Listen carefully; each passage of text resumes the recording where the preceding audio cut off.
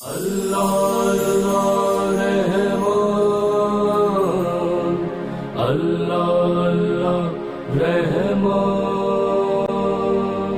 اللہ اللہ رحمان۔ بسم اللہ الرحمن الرحیم۔ السلام علیکم ناظرین، آپ دیکھ رہے ہیں پروگرام ماہ رمضان معرف قرآن میں آپ کا میزبان محمد ارسلان فاروق۔ ناظرین، رمضان المبارک کا مبارک مہینہ ہمارے درمیان موجود ہے اور ہم ہر روز ایک نئے موضوع کے اوپر بات کرتے ہیں اور ہم بہت کچھ اپنے جو گیسٹ پینلسٹ ہوتے ہیں ان سے سیکھنے کی کوشش کرتے ہیں۔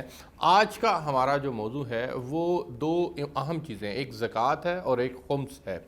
زکوٰۃ ادا کرنا، یہ رمضان المبارک کے اندر اس کے خصوصیت سے اہتمام کیا جاتا ہے، اس بنیاد پر اہتمام کیا جاتا ہے کیونکہ اس میں ظاہر ہے جس طرح باقی اعمال کا اجر کئی گنا بڑھ جاتا ہے، تو اسی طرح جو رقم اللہ کے راستے میں دی جاتی ہے، جو پیسہ اللہ کی راہ میں خرچ کیا جاتا ہے، اس کا بھی اجر کئی گنا بڑھ جاتا ہے۔ تو ہمارے ہاں عمومی طور پر زکوٰۃ کا اہتمام رمضان المبارک کے اندر بہت زیادہ کیا جاتا ہے۔ اس سے متعلقہ جڑے ہوئے کچھ مسائل ہیں، میں چاہ رہا ہوں کہ آج اپنے پروگرام کے اندر ان مسائل کے اوپر ہم تفصیل سے بات کریں۔ اسی طرح سے خمس ہے، خمس کا کیا مسئلہ ہے، یہ کون سی جو ہے وہ ہمارے عمومی طور پر جو ہمارے اہل تشیع بھائی ہیں ان کے اندر اس کی زیادہ جو ہے وہ اہتمام کیا جاتا ہے، تو ان سے جڑے ہوئے ظاہر ہے ہمارے ناظرین میں ہر طرح کے ہمارے ناظرین موجود ہیں، تو وہ اس کے متعلقہ جو مسائل ہیں اس کے اوپر بھی آج کے پروگرام کے اندر میں ہم بات کریں گے۔ میرے ساتھ جو مہمان شخصیات تشریف رکھتے ہیں ان میں علامہ ڈاکٹر محمد حسین اکبر صاحب تشریف رکھتے ہیں۔ سر بہت شکریہ، اسلامک اسکالر ہیں، آپ نے پروگرام کے اندر جوائن کیا۔ ان کے ساتھ تشریف رکھتے ہیں مفتی سید عاشق حسین صاحب، اسلامک اسکالر ہیں۔ مفتی صاحب آپ کا بہت شکریہ پروگرام کے اندر جوائن کرنے کے لیے۔ سر میں سب سے پہلے خمس سے، آپ میرے لیفٹ پہ بیٹھے ہیں تو میں چاہوں گا کہ ہم خمس سے ہی اس کا آغاز کریں۔ خمس کی تعریف اور قرآن پاک میں اس سے متعلق احکامات، اس کے اوپر ذرا تھوڑی سی روشنی ڈالیے گا۔ اعوذ باللہ من الشیطان الرجیم، بسم اللہ الرحمن الرحیم، الحمدللہ رب العالمین والصلاة والسلام علی خاتم الانبیاء والمرسلین وعلی آلہ الطیبین الطاہرین المعصومین وعلی اصحاب المنتجبین۔ بہت بہت شکریہ، بہت ہی اہم اور حساس موضوع کو آپ نے عنوان کلام قرار دیا ہے۔ خداوند متعال نے مالی محصولات کہہ لیجئے، مالی ٹیکس کہہ لیجئے، اسلامی حوالے سے زکوٰۃ اور خمس کی صورت میں اپنے بندوں پر فرض کیا ہے شرائط کے ساتھ۔ قرآن کریم میں زکوٰۃ کا حکم بھی واضح موجود ہے، البتہ لفظ زکوٰۃ وآتوا الزکوٰۃ کے حوالے سے لغوی طور پر ہماری اردو زبان میں تو زکوٰۃ ہی کہتے ہیں، لیکن عربی زبان میں سورہ توبہ میں انما صدقات کے ذریعے لفظ زکوٰۃ کے موضوع کو عنوان کلام قرار دیا گیا ہے۔ قرآن نے صدقات کہا ہے اور پھر صدقات دوسرے معنی میں استعمال ہوا ہے، راہ خدا میں خرچ کرنا، انفاق بھی آیا۔ ایک تو انشاءاللہ اس بات پہ جیسا کہ آج آپ کا موضوع ہے اس پہ بات ہوگی، لہٰذا ایک بات یہ کہنا چاہتا ہوں کہ زکوٰۃ اور خمس شیعہ نقطہ نظر کے اعتبار سے ان پر ایمان رکھنا بھی واجب ہے، اور اگر شرائط پائی جاتی ہیں تو اس کا ادا کرنا بھی واجب ہے۔ اگر کوئی زکوٰۃ کا انکار کرتا ہے تو وہ کافر ہے، وہ مسلمان نہیں ہے۔ ٹھیک ہے۔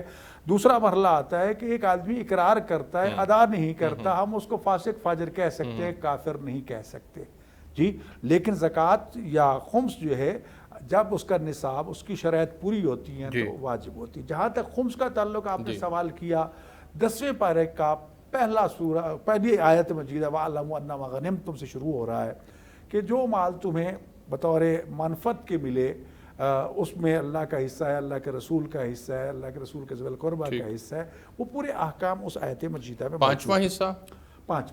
اب صورتحال یہاں پر یہ ہے کہ لفظ غنیمت جو ہے اس پہ شیعہ اور سنی کے درمیان تھوڑا سا مفہوم کے اعتبار سے فرق پایا جاتا ہے۔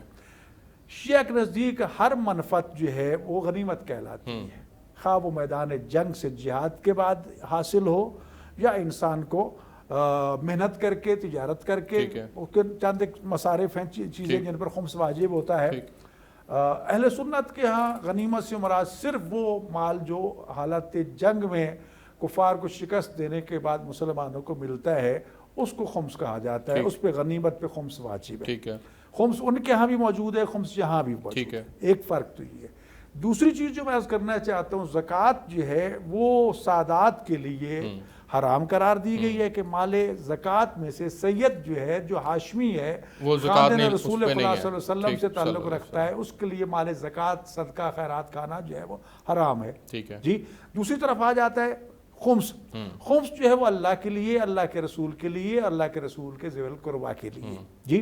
اب اس کے لیے آج کی اصطلاح میں ہم اللہ کا جو حصہ ہے ظاہر ہے اس کے وارث بھی رسول خدا صلی اللہ علیہ وسلم ہے، جو رسول خدا صلی اللہ علیہ وسلم کا حصہ ہے، جس کو مال رسول صلی اللہ علیہ وسلم کہیں گے، وہ بھی وارث رسول خدا صلی اللہ علیہ وسلم ٹھیک ہے۔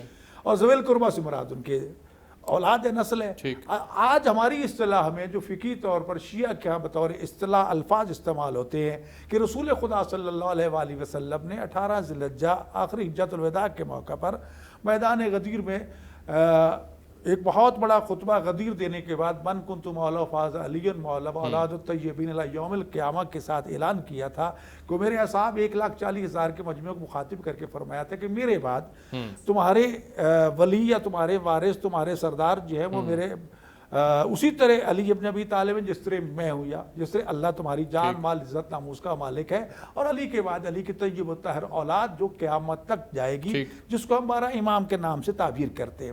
تو لہذا رسول خدا صلی اللہ علیہ وسلم کے بعد جب سلسلہ امامت شروع ہوا تو مال خدا اور مال رسول کے وارث اب بن گئے خود امام۔ لہذا آج کی اصطلاح میں ہم اس کو ایک مال سادات کہتے ہیں جو ذوی القربیٰ کا حصہ ہوتا ہے، ایک مال امام کہتے ہیں جو حقیقت میں اللہ کا حصہ بھی ہے، اللہ کے رسول کا حصہ بھی ہے، اور اس کے آج کے وارث جو ہے وہ امام زمان علیہ السلام ہے۔ اب اس کے لیے شرائط ہے۔ سب سے پہلی شرائط تو یہ ہے کہ مال سادات جو ہے وہ صرف اور صرف سادات بنی ہاشم کے ان لوگوں کو دیا جائے گا، عورتیں ہوں، مرد ہوں، بچے جو فقراء ہیں، جو مساکین ہیں، جو مطلب احکام الہی کے پابند ہیں، محرمات کے مرتکب نہیں ہوتے، وہ اس کے وارث ہو سکتے ہیں، ان کو دینا واجب ہے۔ جو مال امام یا مال خدا یا مال رسول، جس کو ایک نام آج مال جیسا ہمیں امام علیہ السلام کہا گیا ہے، یہ سلسلہ کیونکہ زمانہ غیبت امام مہدی علیہ السلام شروع ہے، ان کے زمانہ غیبت امام مہدی علیہ السلام، امام عسکری علیہ السلام اور باقی ائمہ اور رسول خدا صلی اللہ علیہ وسلم فرمان کے مطابق غیبت کا زمانہ ہے، اور زمانہ غیبت فقہاء جو ہیں وہ وارث ہیں ان تمام ذمہ داریوں کے جو امام مہدی علیہ السلام تک پہنچی ہیں۔ لہٰذا آج وہ مال جو ہے جس کو ہم مال امام کہتے ہیں وہ ان فقہاء تک پہنچایا جائے گا، اس کے پھر مصارف ہے جو مطلب ہے ان کی ثواب دید سے رفع عامہ بھی خرچ ہو سکتے ہیں، سادات پہ بھی ہو سکتے ہیں، غیر سادات پہ بھی ہو سکتے ہیں، درجہ دین بھی خرچ ہو سکتے ہیں۔ اس کے لیے شرط یہ ہے کہ وہ خود مجتہد تک پہنچائے جائیں یا اس کے آگے نامیٹڈ جو وکیل ہیں یا اس کے جو نمائندے ہیں ان کو دیا جائے، لیکن آگے اس کو خرچ کر سکتے ہیں۔ اس میں ذرا تھوڑا سا آسان کر کے میرے ناظرین کے لیے سمجھائیے گا کہ ایک تو منفت جس کو آپ کہتے ہیں کہ اس میں سے 5واں حصہ آپ نے خمس کی صورت میں ادا کرنا ہے، یہ جو منفت ہے یہ بنیادی طور پر ہم جتنا کاروبار کرتے ہیں اس کاروبار میں سے ہم نے نفع نکالا، مثال کے طور پہ 1,00,000 روپے نفع نکلا تو ہم نے 20,000 روپے خمس کی صورت میں ادا کرنا ہے، ایک تو یہ مسئلہ۔ دوسرا، کیا اس کے لیے بھی کوئی کرائٹیریا ہے کہ اتنی منفت ہوگی تو اس کے بعد آپ نے اس میں سے نکالنا ہے، یا جیسے زکوٰۃ کے لیے کچھ مسائل ہیں کہ 1 سال تک جو ہے وہ رقم کا موجود رہنا، اس کے اندر ڈیٹیلز ہیں، پھر آگے جا کے وہ بھی ڈسکس کرنی ہے مجھے، تو اس کے لیے کوئی اسپیسیفک ہے یا کس طرح سے ہے، اور یہ سال میں 1 دفعہ ہے، ہر مہینے ہے، یہ کیا ترتیب ہے؟ دیکھیں اس کے مختلف طریقے۔ سب سے پہلی بات تو یہ ہے کہ یہ ہر منفت پر ہے۔ اچھا، وہ 1 روپیہ ہے یا 1 ارب روپیہ ہے، جو منفت ہے اس پہ خمس جو ہے وہ آپ نے سال بھر کی کیلکولیٹ کرنی ہے، سال بھر کی۔ اب اس میں تھوڑا سا اختیار دیا گیا، ترتیب 2-3 صورتوں میں عرض کیا دیتا ہوں۔ ایک وقت یہ ہے کہ میں نے ابھی ایک بزنس کیا ہے، مجھے پرافٹ ملا ہے، میں نے فوری طور پر ان میں سے خمس نکال دیا، ٹھیک ہے، ختم ہو گیا۔ ایک وقت یہ ہے کہ میں مہینے کے بعد نکال دیتا ہوں۔ ایک وقت فقہاء نے ہمارے لیے آسانی پیدا کر دی کہ آپ سال کی ایک ڈیٹ معین کر لیں، مثلا آئیے 1 رمضان ہے مثال کے طور پر، یا 2 رمضان ہے، ہم نے 2 رمضان کو معین کر لیا کہ آج جو کچھ میرے پاس موجود ہے میں ایک مرتبہ سب کی لسٹ بنا کے آج کی قیمت لگا کے اس میں سے جو خمس بنے گا وہ نکال کے باقی مال میرا مزکہ مخمس ہو چکا ہے، سال بھر کھاؤ پیو، نئی چیزیں خریدو، استعمال کرو، جو کچھ بھی سال کے بعد جو چیزیں بچ جائیں گی استعمال نہیں ہوئی، ایک آٹا بچ گیا، چینی بچ گئی، گھی بچ گیا، کوئی چیز بچ گئی، اس کے اوپر ایک دوسری چیز یہ ہے کہ میں نے ایک چیز خریدی استعمال نہیں کی، بے شک کل خریدی ہے اور آج اس کو 1 دن ہوا ہے، سال بھی نہیں ہوا، لیکن کیونکہ دورانیہ سال کا آ چکا ہے تو اس لیے اس پہ خمس واجب۔ لیکن اگر مثال کے طور پر آج میرے پاس 100 روپیہ بچا ہے، جی خمسوں پہ. اب پھر اگلا سال پورا میں خرچ کروں گا, کماؤں گا, سر پھر اس میں- آج کے جی. آج پھر اگلے سال کے جب آج یکم رمضان آتی میرے پاس 100 روپے ہی ہے تو میرے پہ خمس نہیں ہے. اچھا نہیں, اس میں صاحب استعداد نے خمس دینا ہے؟ نہیں, اس میں صاحب استعداد غیر استعداد والی بات نہیں ہے. اس میں اچھا. ٹوٹل جو بھی مطلب کہ وہی عرض کر رہا ہوں کہ میں چاہے ایک آدمی 10,000 روپے مہینہ کماتا ہے, جو ایک 10 لاکھ کماتا ہے, اچھا. یا ایک 10 روپے کماتا ہے, کمانا اور چیز ہے. 10,000 والا بھی دے گا, دو بھی دے گا, اچھا. وہ اپنے حساب سے دے گا. یعنی ایک مجھے مثال طور 5 روپے ملی ہے تو میں 1 روپیہ دے رہا ہوں. نہیں سر, اس کی اپنی ضروریات پوری نہیں ہوتی وہ کر کے دیکھو سوال تو وہی آ رہا ہے نا. اچھا. میں نے آپ کو طریقہ یہ بتا دیا نا کہ جب سال معین ہو گیا دوران سال وہ اپنی ضروریات پوری کرے. جی سال کے بعد دیکھے آج سال گزر گیا, پہلی مرتبہ ہر چیز پاک ہونی چاہیے نا, فرسٹ ٹائم ایوری تھنگ. ٹھیک جی اس کے بعد جب سرکل شروع ہو گیا اس کے بعد سال کے بعد کھائے پیے چیزیں استعمال کے ضرورت کے اپنے لے, آج کے دن جب سال گزرے گا اور وہی دن آئے گا دیکھے گا اگر اس کے پاس کچھ بھی نہیں ہے تو اسے خمس نہیں ہے. جی اگر ہے کوئی بچت 1 روپیہ 1 لاکھ روپے 1 کروڑ روپے اس پہ خمس ہے. اچھا ٹھیک ہے, اس میں مزید مسائل ہیں, آگے جا کے مزید بات کرتے ہیں. مفتی عاشق حسین صاحب کو میں چاہ رہا ہوں کہ زکوٰۃ کے موضوع کے اوپر ہم اس میں ڈیٹیل سے بات کریں. سر سب سے پہلے تو یہ بتائیے گا کہ زکوٰۃ کی جو فرضیت ہے یہ ظاہر ہے اس کا تو انکار کیا ہی نہیں جا سکتا, لیکن اس کو ادا کرنے کے لیے کیا طریقہ کار ہے, کس مال کے اوپر یہ ادا ہوتی ہے, اس سے متعلقہ جڑے ہوئے جو مسائل ہیں وہ میرے ناظرین کے لیے اس کے اوپر روشنی ڈالیے گا. بسم اللہ الرحمن الرحیم. ارسلان صاحب, سب سے پہلے تو میں آپ کا اور سچ نیوز چینل سے وابستہ تمام سٹاف کا بمعاون اس کے شکریہ ادا کرتا ہوں کہ آپ اللہ اور اس کے رسول علیہ الصلاۃ والسلام کی شریعت مطہرہ کے احکام, بالخصوص ماہ رمضان جب ہر روزہ دار کی توجہ اللہ اور اس کے رسول کی جانب ہوتی ہے, تو ان مواقع سے فائدہ اٹھاتے ہوئے آپ دینی شعور اس تک پہنچانے کے لیے, دینی احکام اس تک پہنچانے کے لیے ہر سال سچ نیوز پر علماء مقتدر کو بلا کر ان کی آراء جو ہے وہ ناظرین تک پہنچاتے ہیں. اور خمس کے حوالے سے علامہ حجت الاسلام محمد حسین اکبر صاحب نے ماشاءاللہ بڑی خوبصورت گفتگو کی اور اپنی قوم کی رہنمائی کی. تو ناظرین میں یہ عرض کرنا چاہوں گا کہ دین اسلام کے 5 ارکان میں 5واں رکن زکوٰۃ ہے جی, اور اس میں پوری امت کا اتفاق ہے, جیسے علامہ صاحب نے فرمایا کہ زکوٰۃ کا انکار کفر ہے اور ادا نہ کر پانے والا فاسق تو ہو سکتا ہے, گنہگار تو ہو سکتا ہے, مگر دائرہ اسلام سے خارج نہیں ہو سکتا.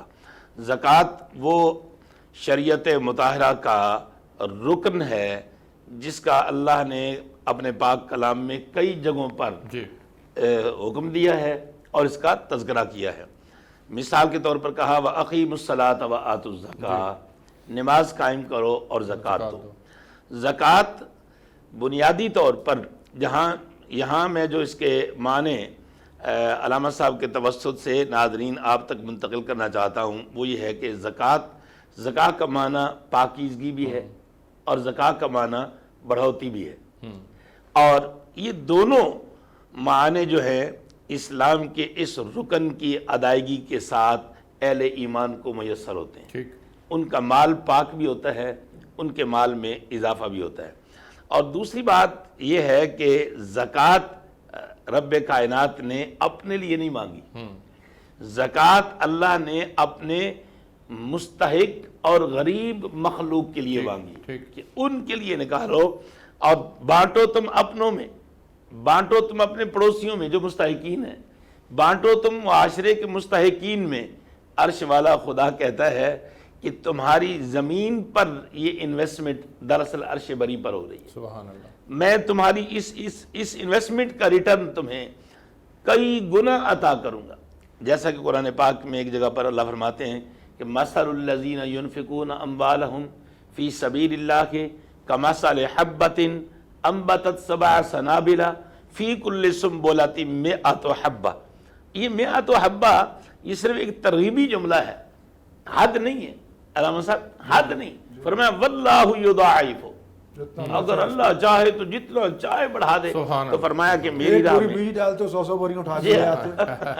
فرمایا میری راہ میں خرچ کرنے والے کی, وہ زکوٰۃ کی صورت میں ہو, وہ صدقات کی صورت میں ہو, وہ عطیات کی صورت میں ہو, مقصود اللہ کی رضا ہو, مقصود دین مطہرہ کے اوپر عمل پیرا ہونا ہو تو رب فرماتے ہیں مثال دے کر، جی اسلام صاحب مثال دے کر فرماتے ہیں کہ اس کی مثال ایسے ہے جیسے زمین میں ایک کسان دانہ بوتا ہے، میں اس سے ایک پودا اگاتا ہوں، پھر اس پودے کی کئی شاخیں ہوتی ہیں، پھر ہر شاخ پہ بالی لگتی ہے، ہر بالی میں اللہ فرماتے ہیں حبۃ انبتت سبع سنابل فی کل سنبلۃ مئۃ حبہ، ہر بالی کے اوپر لگنے والے سٹے میں 700 دانوں تک اس ایک کے بدلے دیتا ہوں۔ تو جو زکوٰۃ دیتا ہے ناظرین، سبحان اللہ، دراصل قرآن کی یہ مثال دے کر میں آپ کو متوجہ کرنا چاہتا تھا کہ 2.5 روپے 100 میں سے دے کر، لاکھ میں سے صرف 2,500 روپیہ آپ دے کر،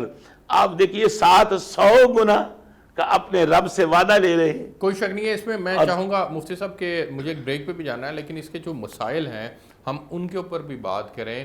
مجھے مختصراً بتائیں، پھر میں بریک پہ جا رہا ہوں، کہ زکوٰۃ کیا ہر کسی کے اوپر فرض ہے؟ یقیناً نہیں۔ اچھا، زکوٰۃ کا ہم اہل سنت میں ایک نصاب ہے جی، اچھا، 52 تولے چاندی ٹھیک، یا 7 تولے سونا، ٹھیک ہے، یا اس کی مالیت میں۔ اب اس کی مالیت میں موجودہ دور میں چاندی بہت ارزاں ہے۔ یہ ایک وقت تھا جب چاندی اور سونے کا بھاؤ علامہ صاحب قریب تھا، مگر چونکہ شریعت نے ایک معیار قائم کر دیا ہے فقہائے کرام نے، تو اب اس کی مالیت میں اگر آپ کے پاس اپنی ضروریات سے وافر پیسہ موجود ہے اور اس پہ سال پورا ہو گیا تو اب آپ پر زکوٰۃ فرض ہو گئی، اور اس کی ادائیگی آپ کے لیے لازم ہے، اور اگر آپ اس کی ادائیگی ادا نہیں کرتے تو پھر بڑی سخت وعید آئی ہے قرآن میں۔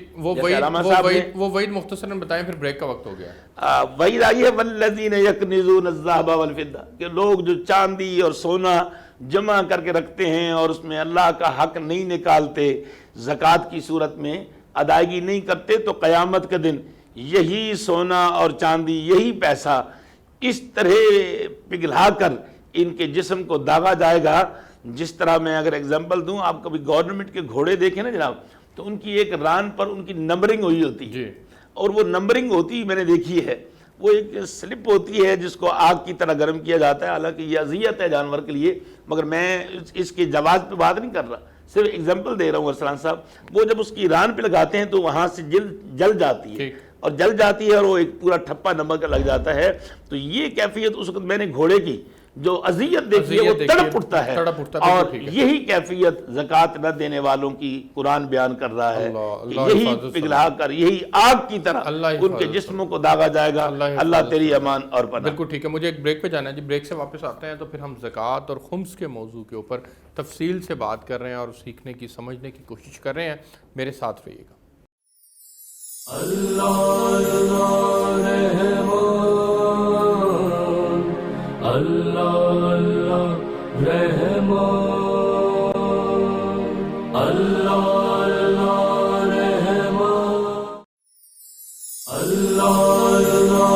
رحمان، اللہ رحمان،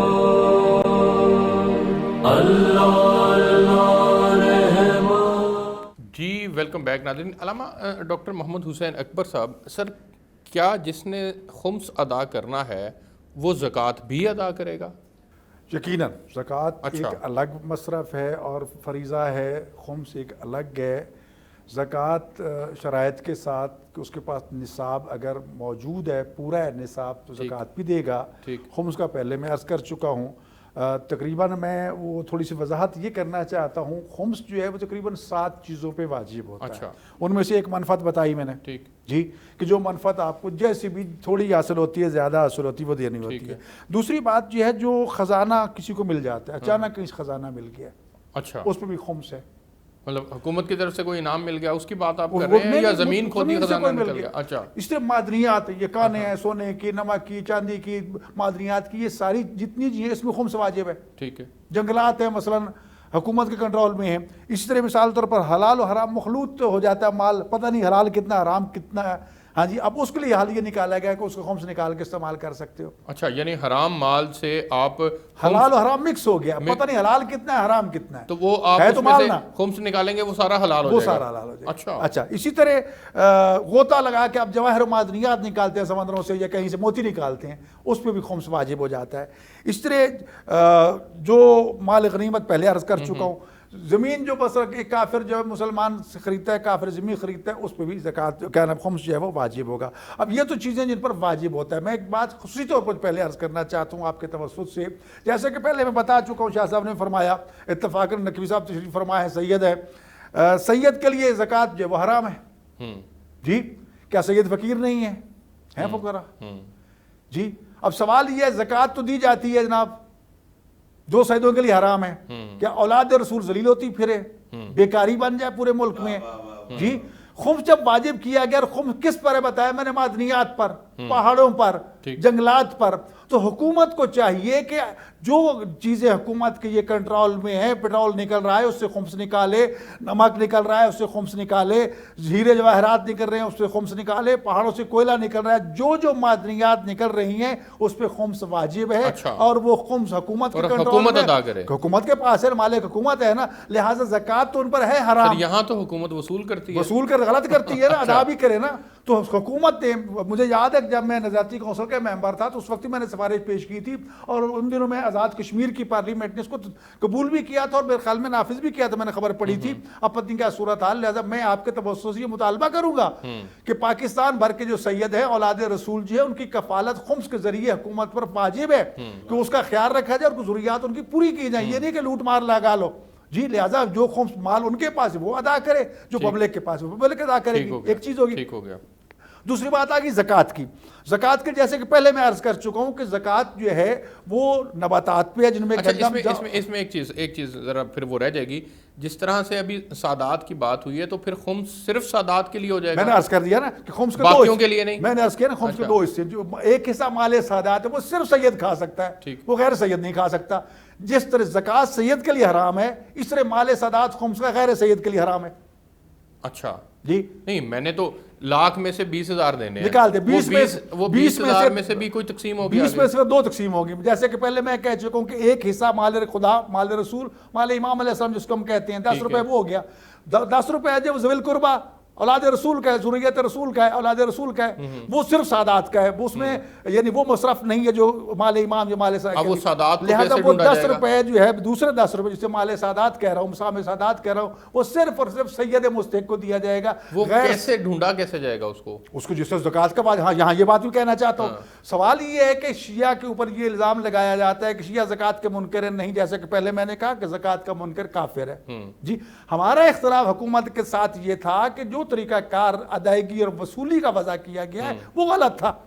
زکوٰۃ اور خمس جو ہے یہ جس طرح باقی نماز کی جب نیت کرتے ہیں تو قربت اللہ کی نیت کرتے ہیں، حج کی قربت اللہ کی نیت کرتے ہیں، اسی طرح جب زکوٰۃ ادا کرنی ہے تو واجب قربت اللہ، میں یہ زکوٰۃ ادا کر رہا ہوں. دینے والے پہ فرض ہے کہ وہ نیت قربت اللہ کی کرے، ایک چیز.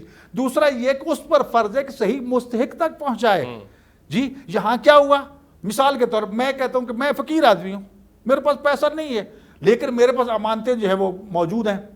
میرے اکاؤنٹ میں مثال کے طور پر یہ آپ کے اکاؤنٹ میں 1 ارب روپیہ پڑا ہے امانت کا، آپ کا 1 روپیہ نہیں ہے.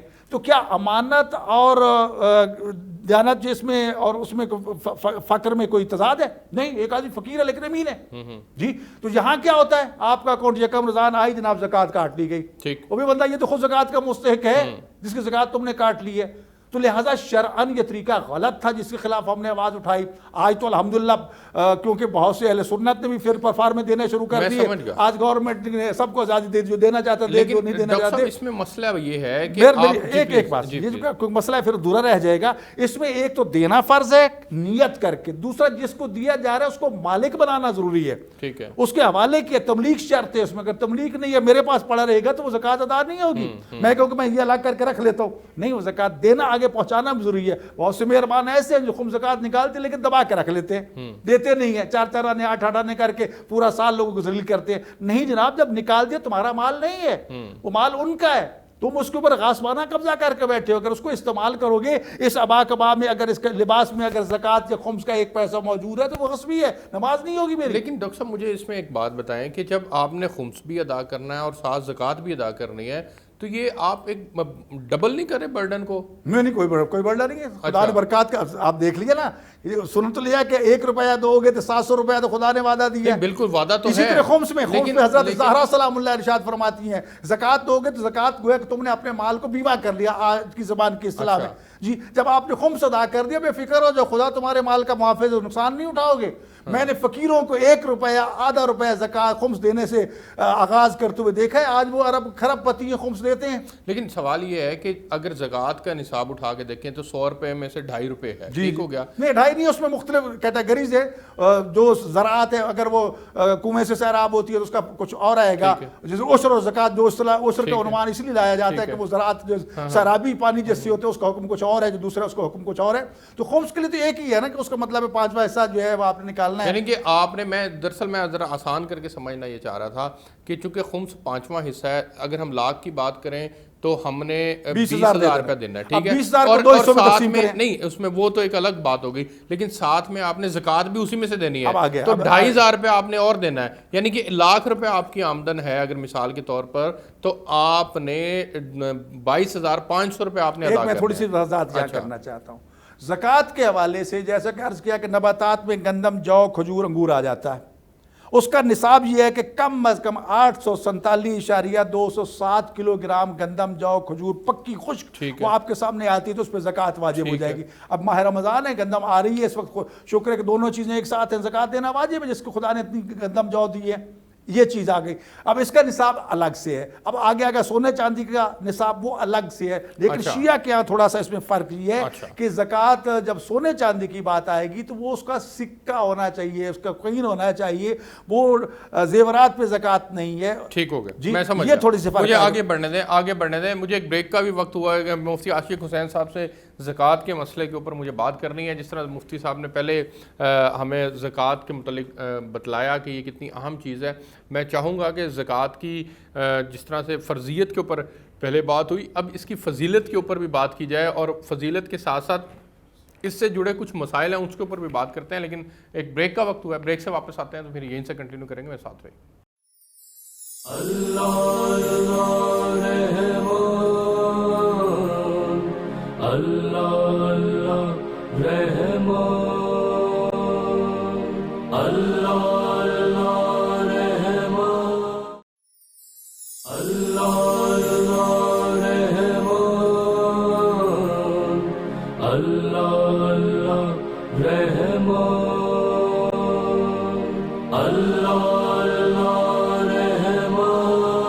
ویلکم بیک ناظرین، آپ دیکھ رہے ہیں پروگرام ماہ رمضان معرف قرآن، اور آج ہم زکوٰۃ اور خمس کے موضوع کے اوپر بات کر رہے ہیں. ڈاکٹر صاحب مجھے بریک پہ جانے سے پہلے آپ کی مختصر بات رہ گئی تھی، وہ مکمل کر لیں پھر مجھے. میں یہ عرض کر رہا تھا کہ سونے اور چاندی سکے کی صورت میں فقہائے شیعہ نے واجب کرا دی، اس پہ زکوٰۃ واجب ہے. لیکن آج کا تو سونا چاندی کے سکے موجود نہیں ہیں، آج کا تو کاغذی نوٹ موجود ہیں. تو لہٰذا ہمارے کئی فقہاء نے کہا ہے کہ اس کو آپ اسی تناظر میں دیکھیے کہ وہ سونے چاندی کے سکے ہیں، کیونکہ اس کے متبادل وہ چیز مل جاتی ہے. لہٰذا اس حساب سے خمس جو ہے وہ زکوٰۃ جو وہ دینا واجب ہے. بعض نے کہا ہے کہ سنت تو ہے ہی صحیح ہر چیز پہ. اگر مثلا گندم، جو، کھجور، انگور 4 نباتات ہے تو ہمارے یہاں تو منجی اگتی ہے، ہمارے یہاں تو کیا نام ہے کماد ہے، ہمارے یہاں کپاس کتنی مطلب کوالٹی ہے. تو لہٰذا اس پر زکوٰۃ مستحب ہے، سنت ہے، وہ بھی ادا کیجیے.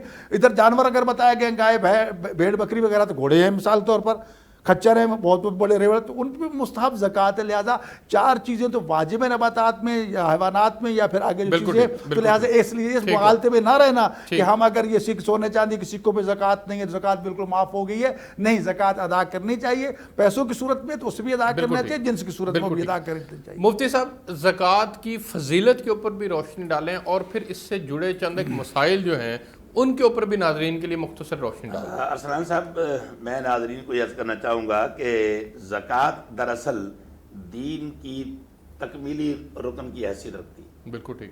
اور اس سے بڑی فضیلت کیا ہو سکتی ہے اور اس سے بڑا نقص کیا ہو سکتا ہے کہ جس کی ادائیگی سے دین کے اندر نقص پایا جائے اور جس کی ادائیگی سے دین کی تکمیل پائی جائے.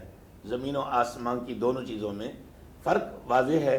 اور جہاں تک تعلق ہے زکوٰۃ کا، اس سے اللہ نے وعدہ کیا اپنے محبوب کی زبان سے کہ زکوٰۃ ادا کرنے والوں کے مال کو میں پاک کر دیتا ہوں. اور زکوٰۃ کا ایک معنی جیسے تزکیہ نفس کہتے ہیں کہ اپنے نفس کو پاک کرنا. اور میں ناظرین کو اس کی مثال دینا چاہوں گا کہ دولت ایک شفاف پانی کی مانند ہے، اور اگر پانی کے آگے بند باندھ دیا جائے اور وہ کھڑا ہو جائے تو اس سے بدبو پیدا ہوتی ہے، تعفن پیدا ہوتا ہے، وہ ناقابل استعمال ہو جاتا ہے. اور یہی مثال اس رزق کی ہے جس پر زکوٰۃ فرض ہے. اگر آپ اس کو ادا کرتے ہیں تو یقیناً وہ بہتے پانی کی مانند ہے، ٹھیک، جو دوسروں کے لیے باعث شفا بھی ہے، دوسروں کے لیے باعث دوا بھی ہے، اور دوسروں کے لیے باعث نفع بھی ہے. اور اگر آپ روک دیتے ہیں تو وہی پیسہ آپ کے لیے وبال جان بنے گا، دنیا میں بھی اور آخرت میں بھی. اس پہ ڈھیروں مثالیں موجود ہیں. میں نے ایک دن ایک آرٹیکل پڑھا، علامہ صاحب، ایک شخص نے کہا کہ میں نے اللہ سے شیئرنگ کی اپنی بزنس کی، یار اب میں تیرے ساتھ اپنے کاروبار کی شرکت کرتا ہوں. اور 5 روپے سے اس نے اپنا کاروبار شروع کیا، بھلے وقتوں میں مونگ پھلی کا. اور یہ مستند آرٹیکل آیا تھا انگلش اخبارات میں بھی اور بعض رسائل میں بھی کہ آج وہ دنیا کا امیر ترین آدمی ہے جس نے 5 روپے سے بزنس شروع کیا ناظرین، مگر اللہ کے ساتھ اس نے شراکت کی اور کہا کہ یا رب العالمین، میں 5واں حصہ تیرا، 2 حصے میری اجرت کے، میری محنت کے، اور 2 حصے اپنے کاروبار کو آگے بڑھانے کے. اور وہ 5 روپے سے بڑھتا بڑھتا آج وہ کھربوں روپوں کا مالک ہے. اور کھربوں روپوں میں سے اس نے کہا کہ مسلمان، اس نے کہا کہ میں اپنی وہ زکوٰۃ جو ہے اس پہ آج بھی میری کروڑوں روپوں کی زکوٰۃ نکلتی ہے تو میں ادا کرتا ہوں روز کا. اور میں اپنے تجربے سے اہل ایمان کو بتانا چاہتا ہوں کہ تم اگر زکوٰۃ دیتے ہو تو اللہ اپنا وعدہ دنیا میں پورا کرتا ہے کہ ان اللہ لا یخلف المیعاد. اور اسی طرح علامہ حسین اکبر صاحب کی طرح یا میرے جیسے کسی درویش کی طرح بھلے وقتوں میں جب مسجدیں سنگ مرمر کی نہیں، کچے مٹی کے ڈھیلوں سے بنے ہوتی تھیں، اور علماء علم کے ساتھ ساتھ عمل کی وافر دولت رکھتے تھے، تو سیدھے سادے سے مولانا نے کہا کہ بھائی زکوٰۃ جس مال سے دے دی جائے اللہ اس کا پہرے دار بن جاتا ہے. تو گاؤں کے سردار نے، جس کا سکھ کمیونٹی سے تعلق تھا، اس نے کہا یہ مولوی صاحب عجیب بات کرتے ہیں کہ پیسے دیں تو خدا اس کا چوکیدار بن جاتا ہے، خدا اس کا راکھا بن جاتا ہے، اس مال کی نگہبانی اللہ اپنی شان رحمت سے اپنی حفاظت میں لے لیتا ہے. مفتی تو صاحب ہم دیکھتے ہیں بات آپ ذرا سکون سے سنیں، ناظرین کو بھی سننے دیں. کہا کہ دیکھتے ہیں بھلا یہ ہوتا ہے کہ نہیں. اس نے مولوی صاحب سے آ کر پوچھا کہ تمہارے ایمان میں زکوٰۃ کی ریشو کیا ہے؟ اس نے کہا اتنی ریشو ہے. اس نے اپنی بیوی سے کہا کہ آج ہم نے دیکھنا ہے، پہلے لکڑی کے صندوق ہوتے تھے، لوگ اس میں اپنے خزانے جمع کرتے تھے. اس نے ارسلان صاحب مقررہ، حالانکہ وہ غیر مسلم تھا، مسلمانوں میں آپ سے ایک غیر مسلم کی مثال سے اس لیے دے رہا ہوں کہ میں اور آپ اس سے مزید سبق حاصل کریں. اس نے مقررہ علامہ صاحب پیسے نکالے اور خیرات کر دیے. اور بیوی کہنے لگا کہ آج سونا اور چاندی اور پیسے یہ لکڑی کے صندوق کے اوپر رکھ دو، رات کو سوتے وقت دروازے کو تالا نہیں لگانا، کیونکہ مسلمان کہتے ہیں کہ جس مال سے زکوٰۃ نکال دی جائے خدا اس کی حفاظت اپنے ذمہ لے لیتا ہے. اب اللہ نے اپنے دین کی سچائی دکھانی تھی. رات نقب لگی، چور آ گئے. سردارنی سردار کو کہتی ہے سردار جی اٹھو، چور آئے جی.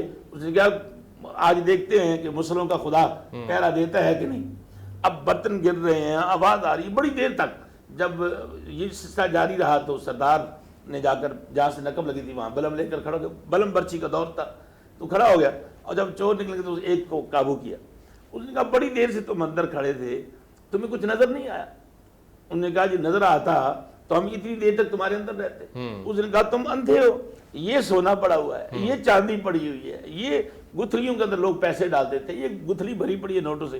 انہوں نے کہا کہ اللہ کی قسم ہمیں کچھ چیز نظر نہیں آئی، ہم نے یہاں 100 بار ہاتھ مارا ہے.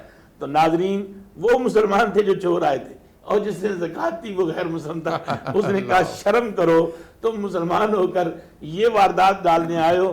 میں غیر مسلم تھا تو تمہارے اسلام کو میں نے آزمانا چاہا تو مجھے یہ قول پیغمبر سچ ثابت ہوا کہ جس مال سے زکوٰۃ دے دی جاتی ہے خدا اس مال کی صرف بڑھوتی ہی نہیں کرتا، خدا اس مال کو صرف پاک ہی نہیں کرتا بلکہ اس مال کی حفاظت بھی اپنے ذمہ لے لیتا ہے. سبحان اللہ. میں آپ سے جو آگے بڑھ کر سوال کرنا چاہ رہا ہوں وہ یہ ہے کہ عام طور پر یہاں پر کچھ حلقہ احباب تنقید کرتے ہیں اور سوال اٹھاتے ہیں کہ جو میں نے اپنی محنت سے کمائی ہوئی رقم ہے میں اس میں دوسرے کو حصے دار کیوں بناؤں، اس کا فلسفہ کیا ہے، یہ سوچ، اس کا جواب دیں ذرا۔ اس کی بڑی خوبصورت مثال ہے علامہ صاحب، ہم تربوز لیتے ہیں، خربوزہ لیتے ہیں، اور اس پورے خربوزے کے اور تربوز کے ہم پیسے دیتے ہیں، ہے نا جی، اور گھر لاتے ہیں تو وہ جو پیسوں کے ساتھ آپ چھلکا لاتے ہیں اس کو کاٹ کر پھینکتے کیوں؟ تربوز کے اوپر سے کم از کم علامہ صاحب اب وہ 4 کلو کا ہم نے تربوز لیا تو 1.5 پونے 2 کلو اس کا چھلکا نکل جاتا ہے، کلو 1.5 کلو ارسلان صاحب اس کے اندر سے گودا نکلتا ہے، اور وہ ہم استعمال کرتے ہیں، تو وہ ہم استعمال کرتے ہیں۔ اب وہ پھینکنے کے لیے تم تیار ہو، جس کو تم پیسوں سے خرید کر لائے ہو، اور جس کے بدلے میں خدا کہہ رہا ہے کہ تم یہ زکوٰۃ دو۔ زکوٰۃ ماں باپ پر نہیں لگتی، زکوٰۃ دادا اور دادی پر نہیں لگتی، زکوٰۃ نانا اور نانی پر نہیں لگتی، اور تم اس کے علاوہ تم اپنے اقربا کو وذی القربیٰ والیتامیٰ والمساکین تم ان پہ خرچ کرتے ہو، تو میں عرش والا خدا تم سے وعدہ کرتا ہوں کہ میں تمہارے اس مال کو کئی گنا بڑھا دوں۔ سبحان اللہ۔ میں آگے بڑھ کر ایک آپ سے سوال، کیا انسان کے مال کی بقا دوسروں کی فلاح و بہبود میں مضمر ہے؟ یقیناً خداوند متعال نے جب کہا ہے کہ میری راہ میں خرچ کرو گے، شیطان تمہیں خرچ کرنے سے ڈرائے گا کہ فقیر ہو جاؤ گے، میں کہتا ہوں میں تمہیں 7 گنا اور جتنا میری مرضی میں تمہیں دوں گا، اللہ بغیر حساب اللہ تعالیٰ فرماتا ہے۔ تو جب یہ صورت حال ہے تو فیصلہ خود انسان نے کرنا ہے کہ خدا رحمان کے وعدے کو لینا ہے یا شیطان کے ڈراوے کو لینا ہے۔ تو جب خدا کا وعدہ لوگے تو یہی کچھ ہوگا۔ ایک چیز تو یہ ہے۔ دوسری بات اس وقت یہ ہے کہ اللہ نے فرمایا کہ جو امراء ہیں وہ میرے وکیل ہیں، اور فقراء جو ہیں وہ میرے عیال ہیں، جی لہٰذا آپ پر واجب کہ میرے عیال کی جو ہے فکر کیجئے۔ پھر بڑی سادہ سی مثال ہے، بڑا عجیب سی مثال دی کہ مثال کے طور پر میں جا رہا ہوں شاہ صاحب کے گھر، شاہ صاحب کہتے ہیں کہ مولانا یہ مجھ سے جو ہے نا 1 لاکھ روپے لیتے جاؤ، میرے گھر پہنچا دیں۔ لاکھ میں سے کہتے ہیں نہیں جی یہ 20,000 خود رکھ لو، یہ جی 40,000 رکھ لو، یہ جی آپ 60,000 رکھ لو، یہ جی 80,000 رکھ لو، یہ 20,000 گھر دے دینا میرے، اور میں آ کے بیٹھ جاؤں، 20 بھی جیب میں ڈال لوں، 80 کھا لیا، 20 بھی رکھ لیا، لوگ مجھے کیا کہیں گے؟ بالکل ٹھیک جی۔ تو بات یہ ہے کہ اللہ تمہیں 100 دے رہے، 100 میں سے 20 مانگ رہا ہے، سارا نہیں مانگ رہا، تو اگر وہ بھی نہیں دیں گے تو وہ بھی اللہ کا دیا ہوا مال اس میں سے دے رہے ہیں۔ تو لہٰذا ایک تو یہ ہے کہ وہ پہلا تصور یہ ہے کہ انسان کے پاس جو اس کے پاس جو کچھ ہے وہ اس کا نہیں ہے، اس کا نہیں ہے، اس کو اللہ نے عطا کیا ہے، اور اللہ کے مال میں سے آپ نے دینا ہے، پھر اللہ کہتے ہیں میرا عیال کو دیجیے۔ پھر دوسری بات یہ ہے کہ میں نے عرض کیا تھا کہ آپ گورنمنٹ کو 1 ارب روپے ڈونیشن دے دیں، خبروں میں آ جائے گا، سب کچھ ہو جائے گا، سب کچھ، لیکن اگر 1 روپیہ آپ اس کے ڈیفالٹر ہو گئے ٹیکس کے تو کیا ہوگا آپ کے ساتھ سلوک؟ ڈیفالٹر قرار پائیں گے۔ اس طرح خمس اور زکوٰۃ جو ہے یہ فرائض و واجبات میں سے ہیں، اگر اس کا 1 پیسہ بھی ادا نہیں کرو گے نا تو ڈیفالٹر ہیں خدا کے ہاں، صدقہ و خیرات جتنا مرضی کرتے جاؤ وہ اپنی جگہ پر ہے، لیکن فرائض و واجبات کو ترک نہ کرو، اور وہ علی الحساب ہوتا ہے، بس وہ علی الحساب سے خیال کیجیے۔ چھوٹی سی بات میسج کے طور پر دینا چاہوں گا، علامہ صاحب نے ماشاءاللہ اس دور میں بھی ایک بڑا ایکٹیو رول ادا کیا۔ ضیاء صاحب نے جب زکوٰۃ آرڈیننس نافذ کیا نا جی، تو ڈاکٹر اسرار مرحوم نے ایک بڑی خوبصورت تجویز دی تھی، ان کا قوم کو بیکاری نہ بناؤ، یہ 250 300 روپیہ بیواؤں کے نام جب آتا ہے تو وہ ان معاشرے کے بد کردار لوگوں کے ہاتھ میں آتا ہے جن لوگوں سے نہ ان کی عزت محفوظ ہوتی ہے نہ ان کا رزق محفوظ ہوتا ہے۔ اگر گورنمنٹ، آپ علامہ صاحب نے کہا نا گورنمنٹ کا، انہوں نے ایک تجویز دی تھی کہ اگر گورنمنٹ لاہور سے فار ایگزامپل 50 ارب روپیہ زکوٰۃ اکٹھا کرتی ہے تو پھر 50 ارب کی ایسی انڈسٹری لگائے جس میں سیپریٹ خواتین۔ نہیں شاہ جی، نہیں شاہ، یہ سوال ذہن میں رکھیے، اس سے ہم پیدا ہو، یہ سوال آ چکا آلریڈی، مشرف دور میں ہم سے یہی سوال مانگے گا، ملک مقروض ہو چکا ہے، زکوٰۃ سے قرض ادا کیا جاتا ہے، لہذا اجازت دیجیے ہم زکوٰۃ سے قرض ادا کریں۔ ہم نے جواب دیا مقروض کس نے کیا؟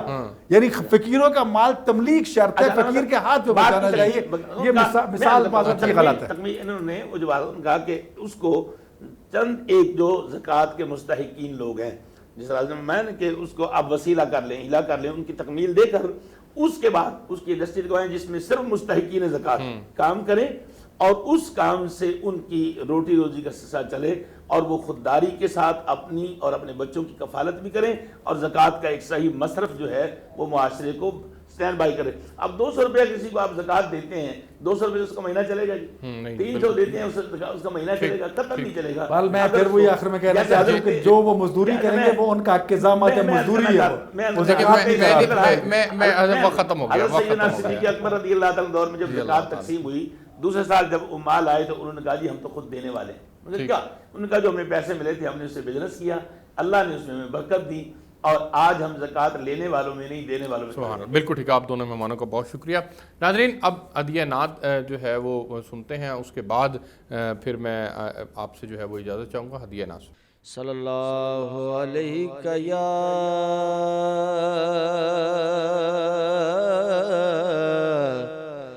یا رسول اللہ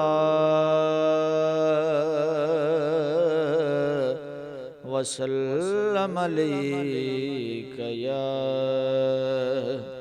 حبیب اللہ. حدود طاہر صدرا حضور جانتے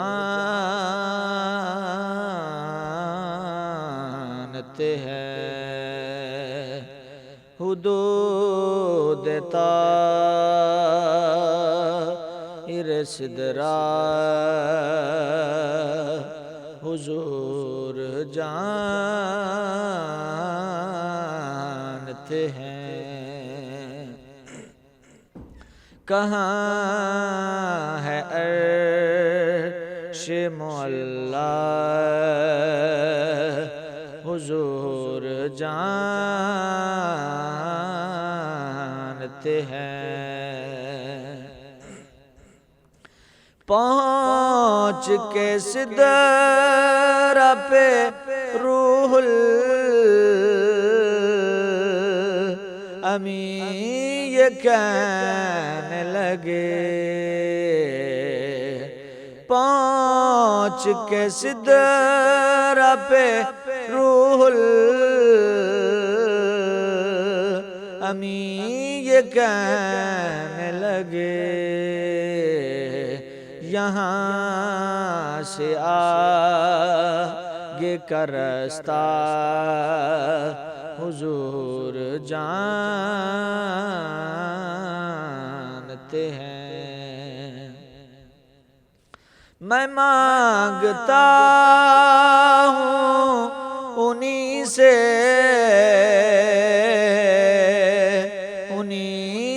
مانگتا ہوں. میں مانگتا ہوں انہی سے مانگتا ہوں. حضور پر ہے بھروسہ حضور جانتے ہیں. کہاں ہے عرش معلا حضور جانتے ہیں. بروز حشر شفاعت کریں گے چن کر. بروز حشر شفاعت کریں گے چن کر. کیونکہ ہر ایک غلام کا چہرہ حضور جانتے ہیں. ہر ایک غلام کا چہرہ حضور جانتے ہیں. کہاں ہے عرش محلہ حضور جانتے ہیں. بہت خوب، بہت شکریہ آپ دونوں مہمانوں کا، بہت شکریہ۔ ناظرین، آپ نے آج کا پروگرام دیکھا، ہم نے زکوٰۃ اور خمس کے موضوع کے اوپر آج تفصیل کے ساتھ بات کی۔ آپ سے کل ایک نئے موضوع کے ساتھ ملاقات ہوگی۔ ایک بار پھر اللہ سے دعا ہے کہ اللہ رب العزت اس رمضان المبارک کی برکات جو ہے وہ ہمیں تمام کی تمام برکات ہمیں نصیب فرمائے۔ مجھے اجازت دیجیے، اللہ حافظ۔